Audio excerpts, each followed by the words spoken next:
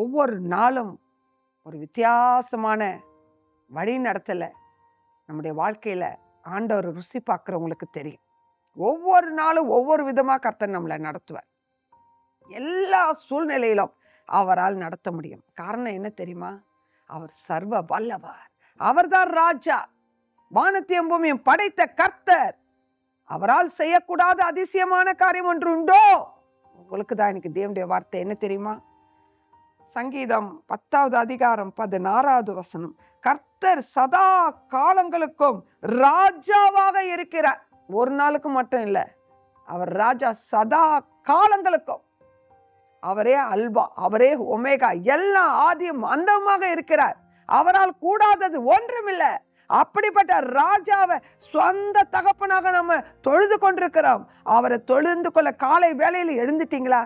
பிரச்சனையே பார்த்து பயந்துட்டு கலங்கிட்டு சோர்ந்து போயிருக்கீங்களா? எழும்புங்க, கர்த்தரை தேடுங்க, பரிசுத்த இருதயத்தோட கர்த்தரை தொழுது கொள்ளுங்க. கர்த்தர் உங்களை ஆசீர்வதிப்பாராக. ஆமென்.